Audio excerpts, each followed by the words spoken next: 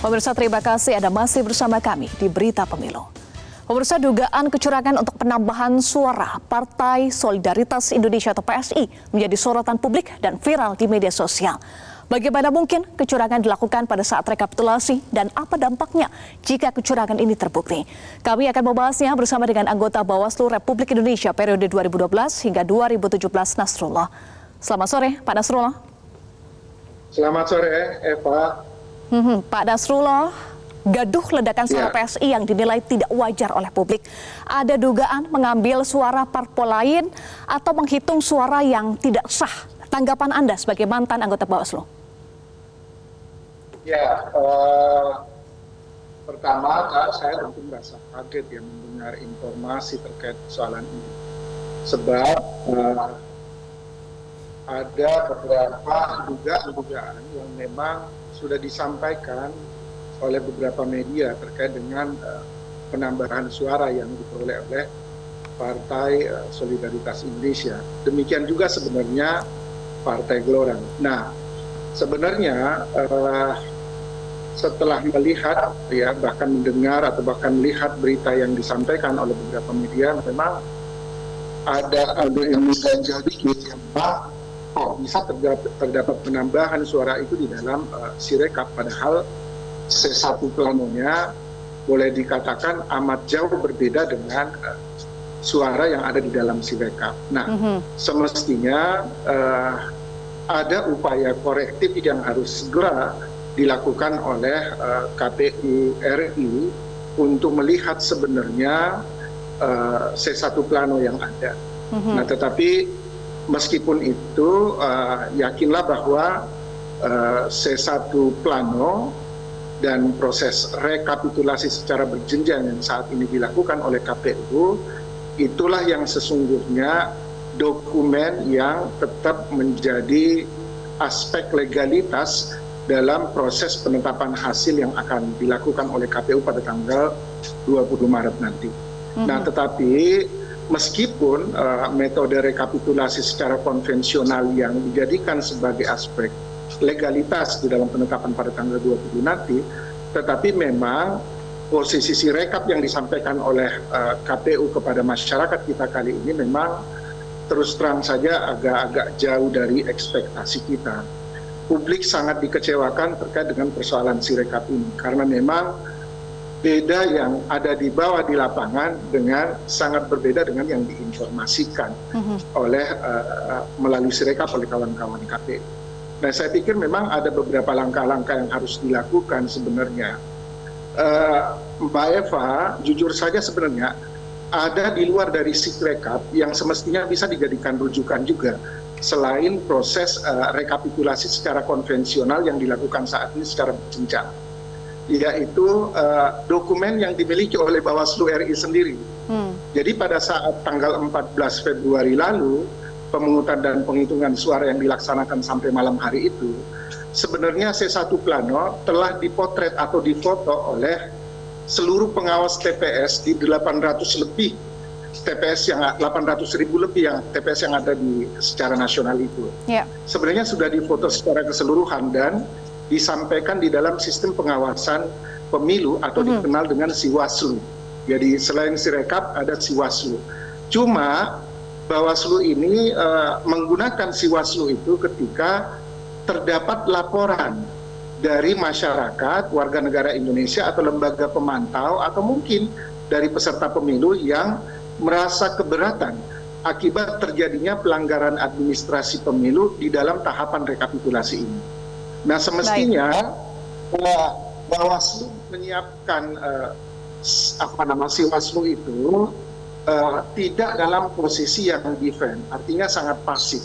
Semestinya jauh hari ketika pada tanggal 14 atau 1 hari setelah penghitungan suara itu, Bawaslu sudah bisa menayangkan sebenarnya kerangka menayangkan hasil memotret atau memfoto C1 plano itu kepada seluruh masyarakat. Minimal ia berbasis kecamatan dulu lah. Nah, dalam rangka apa? Dalam rangka pencegahan yang dilakukan oleh Bawaslu sendiri dan pelibatan partisipasi masyarakat.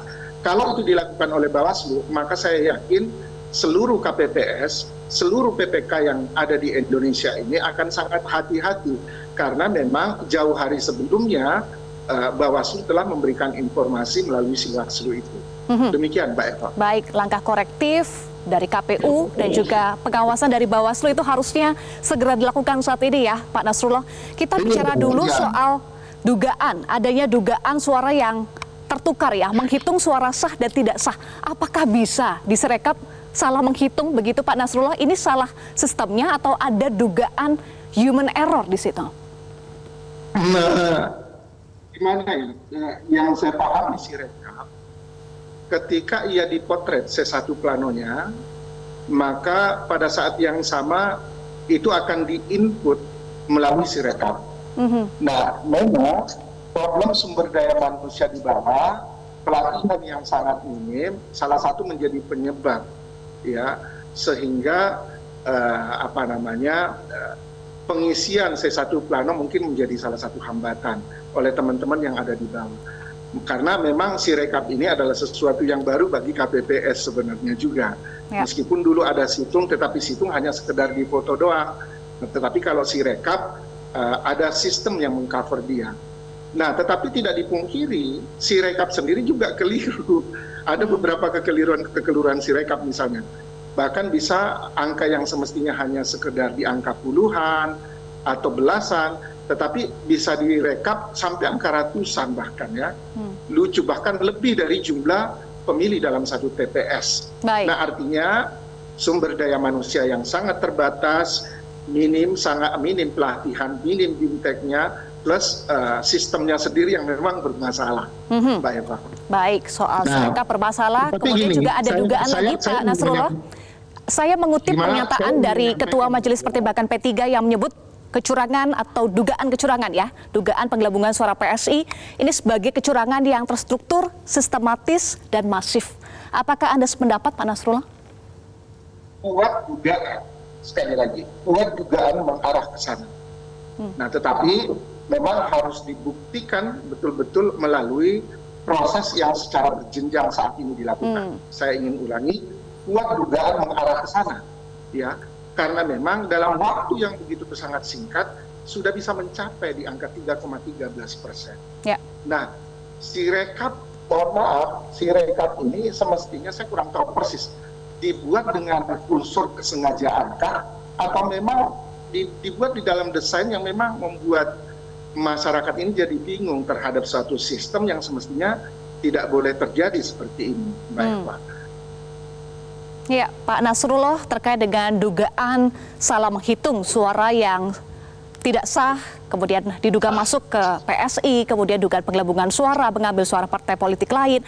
Apakah dugaan-dugaan ini bisa dibuktikan ketika proses rekapitulasi berjenjang yang hingga saat ini masih dilakukan oleh KPU? Sangat bisa dibuktikan. Jadi sangat bisa dibuktikan dan sangat bisa dikoreksi.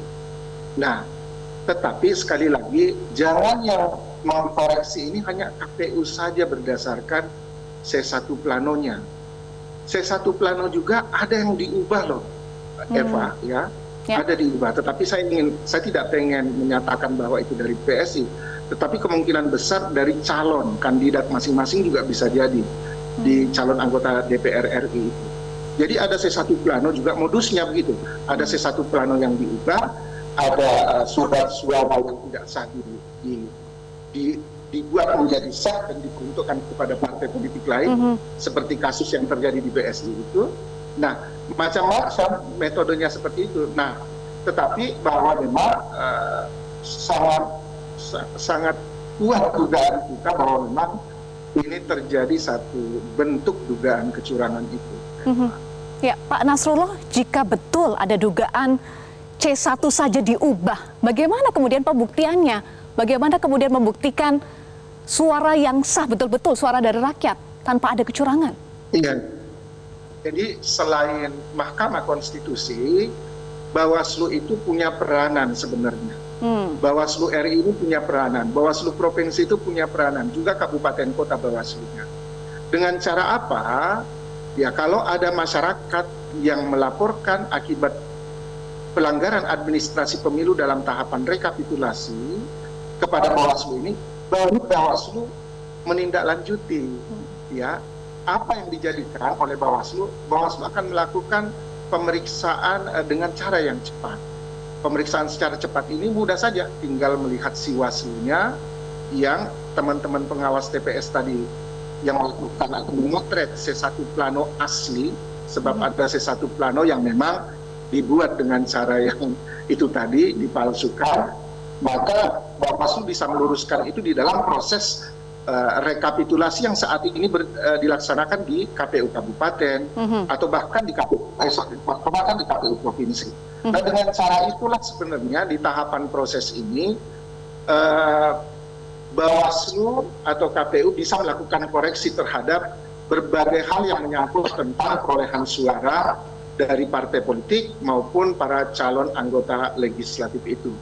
Baik, jadi kita masih bisa berharap pada C1 asli dari Bawaslu ya, yang dipegang oleh Bawaslu saat ini. Tetapi pertanyaannya Pak Nasrullah, apakah Bawaslu hanya bertindak pasif begitu menunggu laporan, tidakkah bisa bertindak proaktif untuk menindaklanjuti dugaan kecurangan? Itu yang jujur saja saya agak kenapa harus menunggu sekali lagi. Semestinya lebih proaktif itu jauh lebih bagus. Mencegah itu jauh lebih bagus daripada mengobati dalam posisi yang seperti sekarang ini. Kalau ingin jadi penyelamat, jadilah penyelamat pada konteks pencegahan itu. Tempatkan itu dari awal. Jauh hari kami sampaikan kepada Bawaslu sebenarnya. Ketika di era kami juga, meskipun pada waktu itu belum kuat sekali sistem yang kami buat, nah kami mencoba ingin menyampaikan kepada masyarakat begitu hari H, atau bahkan H+1, masyarakat bisa melihat keadaan dari masing-masing TPS yang telah kami foto atau mungkin kami videokan pada waktu itu, sehingga bisa diakses oleh publik. Nah, sekarang Bawaslu-nya lebih pasif. Nah, saya mengajak pada teman-teman Bawaslu, ayo dong, lebih responsif, lebih progresif, melihat tuntutan masyarakat yang begitu luas sekarang ini. Jangan menunggulah laporan-laporan itu, sebaiknya buka saja dengan terang benderang atau minimal sampaikan kepada publik, nih kami menunggu laporan Anda, yuk kita sekarang proses. Jujur aja Eva, saya terus terang kalau memang saya terpanggil hati nurani untuk melakukan atau meluruskan istilahnya yang barang-barang bengkok ini nih, yang tidak on the track begitu tuh, maka dari itu ingin membantu sebenarnya masyarakat, ingin membantu rakyat Indonesia, ingin membantu Bawaslu agar Bawaslu ini lebih positif citranya kepada masyarakat. Demikian juga KPU, teman-teman kita penyelenggara ini lainnya. Nah, jadi jujur saja insya Allah saya dan beberapa teman-teman nanti akan coba rembuk rapat dengan teman-teman. Yuk kita selamatkan pemilu ini dengan cara luruskan kembali perolehan-perolehan partai politik ini. Toh kalau memangnya Bawaslu harus bersikap pasif, maka mau tidak mau kita yang harus aktif. Gitu Eva. Baik, kita nantikan bersama ya Pak Nasrullah langkah proaktif dari Bawaslu untuk menindaklanjuti dugaan kecurangan ini, dan semoga juga betul-betul ada langkah korektif dari KPU. Terima kasih anggota Bawaslu Republik Indonesia periode 2012-2017, Nasrullah, sudah bergabung bersama kami di Berita Pemilu. Salam sehat selalu Pak Nasrullah. Terima kasih. Jelajahi cara baru mendapatkan informasi. Download Metro TV Extend sekarang.